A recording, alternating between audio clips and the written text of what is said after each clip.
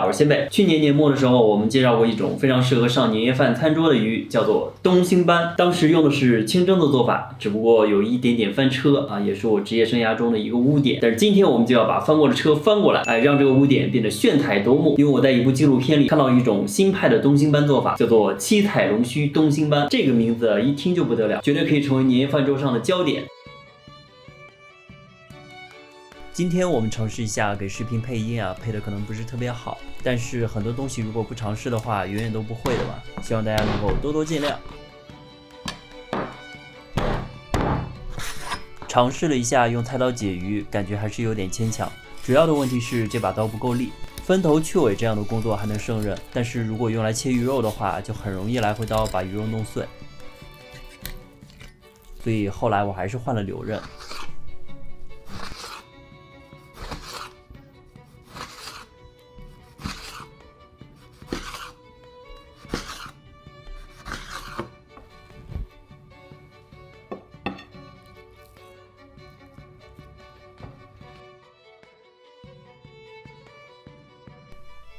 所谓的七彩龙须其实就是火腿丝和鸡蛋丝，不过是不是有一点标题党啊？这明明只有2种颜色呀。其实我觉得胡萝卜丝也是完全可以的。首先它的颜色放进去不会突兀，而且也可以给成品提供一点蔬菜的甜味。俗话说海鲜要想做得好，葱姜酒水少不了。大郎来吃药药。在纪录片里其实并没有这道菜的详细做法，火腿丝和鸡蛋丝看起来只是配菜，那么如何让它们结合到一起呢？我的答案是高汤。鸡高汤用盐和白胡椒粉做个简单的调味，而为了让成品的颜色看起来更加的尊贵呢，老南瓜泥自然是少不了的，并且它还可以提供特殊的香甜味。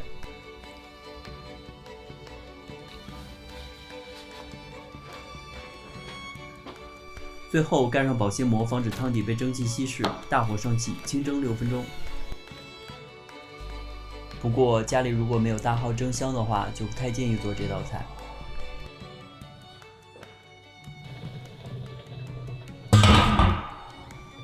出锅后撒一把葱丝，淋一勺热油，这道花里胡哨的七彩龙须东星斑就完成了。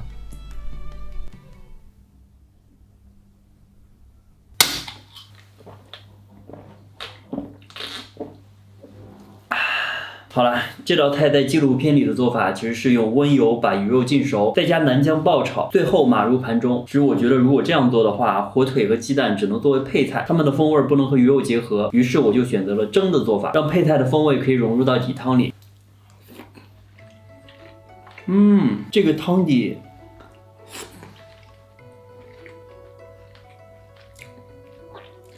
好像没有蒸鱼豉油好吃，加一点火腿丝试一下。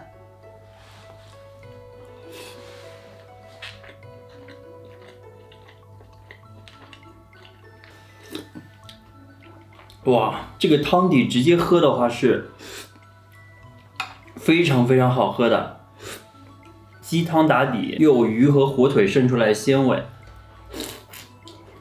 所以如果只是一小块鱼肉，它可以裹满汤汁的话，味道还是非常棒的。而且它的鲜度其实不比蒸鱼豉油差，只是不够咸，所以鱼肉吃的时候会差一点味道。但是这个问题其实多加一点盐就可以解决，所以也不能说是失败了，这个方法还是可行的。它可以用天然的食材做出接近于蒸鱼豉油的鲜度。那么总结而言，如果你追求的是简单粗暴又好吃，那么清蒸可能是更好的选择。但是在年夜饭桌上，我们要的就是花里胡哨，而且如果做得好的话，它的味道是不会比清蒸差的。所以大家如果对自己的厨艺有自信的话，完全可以尝试一下。只是东星斑这个家伙价格不是特别友好，大家还是要且行且珍惜。